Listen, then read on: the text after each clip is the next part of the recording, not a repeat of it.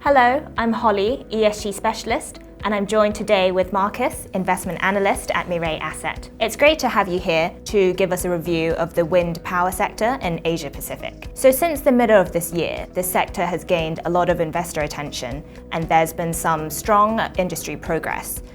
So what's been happening? There are two key changes that are happening this year. First, we see a global interest to look for opportunities and sectors that are beneficiaries under the carbon neutral initiative. And they found wind power plays an important role in the global renewable energy mix, similar to solar power, which are critical for Asian countries when they are lowering their dependency on fossil fuels. Second, we see a stronger than expected wind farm project procurement in China. This comes as a surprise because 2020 was the year the Chinese government ends the subsidy to onshore wind farm project. But in 2021, without the subsidy, we still see a very large demand for building and running wind farm project in China.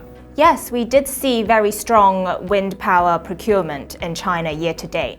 41 gigawatts was recorded in China for the first 3 quarters in 2021, which was the second highest in history, much higher than the 17 gigawatts for the same period last year. So what's driving such strong demand? In the past decade, we see wind power sector has been heavily dependent on the government subsidy and government policy. And hence, there is a limited incentive for the whole supply chain to optimize the efficiency and also cost structure. So only after 2020, we started to see a concerted effort of the whole supply chain to focus on efficiency and make wind power more attractive and also more cost competitive than the other energy sources, which is now where we are finally seeing grid parity of wind power projects in China, which is through building larger wind turbines from traditionally 3 to 4 megawatts to now 4 to 6 megawatts per turbine, and also through better resources and material optimizations. It's good to hear that we've reached grid parity for wind power in China, and that from the supply side, there's still interest despite the winding down of government subsidies. What about the demand side? On the demand side, we see a very strong interest for power utilities companies basically directing all of their spending towards renewables, primarily solar and wind. And this is an impressive commitment for these companies, which improve the ESG appeal and also is consistent to the overall China intention to lower the carbon emissions and also achieve carbon neutral by 2060.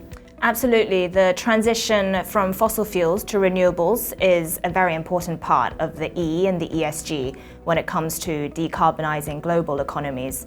I think particularly from Paris Agreement in 2015, when countries made carbon reduction targets and worked towards peaking carbon emissions by 2030. Right.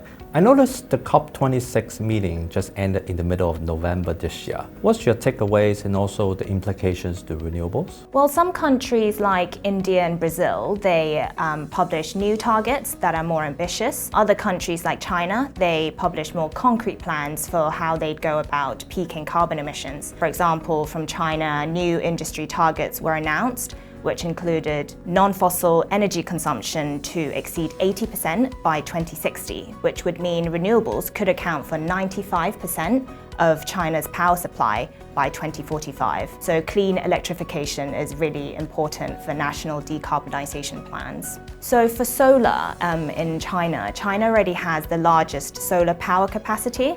What about wind power?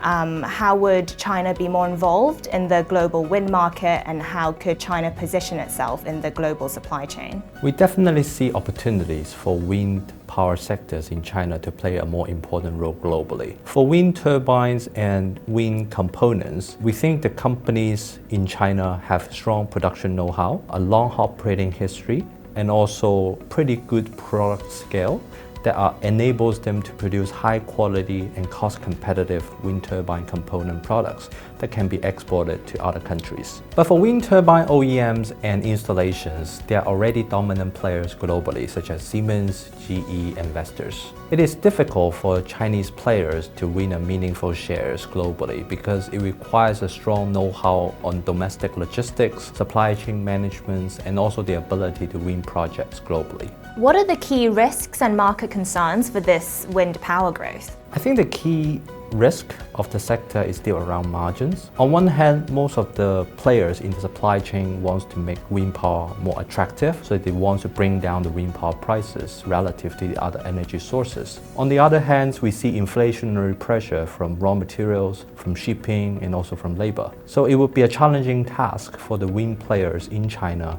and also in Asia Pacific to be able to keep a stable and good operating margins going forward. Understand. Thank you very much for your insightful sharing, Marcus. It's interesting to hear the drivers behind the strong demand for wind power, not only driven by low carbon policies and government subsidies, but also wind power reaching grid parity in China. And it's also interesting to hear about China's position within the global supply chain, considering the industry landscape and the strengths and expertise of Chinese manufacturers. Thank you again, and we look forward to sharing more insights in future videos. Thank you.